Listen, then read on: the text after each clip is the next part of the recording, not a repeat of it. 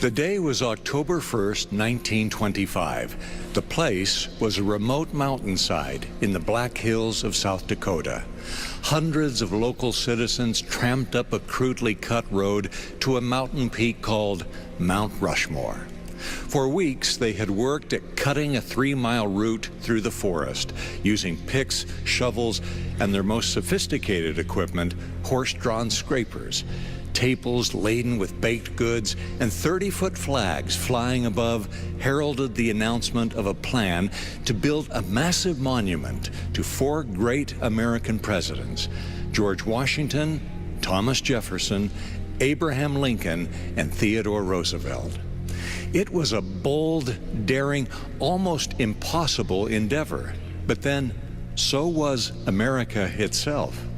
So a stunning work of art carved out of a rough mountainside seemed a fitting tribute to the great leaders who did the stunning work of building and preserving a nation. In 1991, at the 50th anniversary of the monument's completion, President George Bush said, "A visit to Mount Rushmore is a moment of communion with the very soul of America." And what is the soul of America? While the massive granite faces represent men who held the nation's highest office, the soul of America comprises much more than even its greatest leaders. It is found in the principles these leaders stood for: freedom, equality, progress, and unity. Most of all, it is found in the lives of its people. That includes people like Gutzon Borglum, the sculptor whose skills and determination made the Mount Rushmore monument a reality. It includes the 400-plus laborers, most of them inexperienced, who for 14 years hung from wooden scaffolding to sculpt the 60-foot-tall faces. And it includes people like you and me. Whenever we make sacrifices for the greater good, when our hearts are filled with love one to another, when we reach out and help those around us, when we courageously stand for our principles, and when we champion goodness and character, we carve our place in the soul of the nation.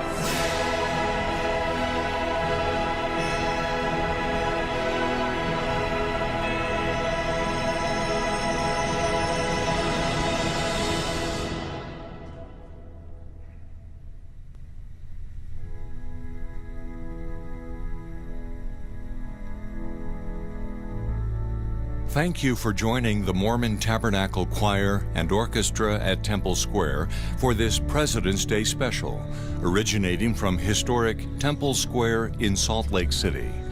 Please join us again for music and the spoken word. And until we meet again, may peace be with you this day and always.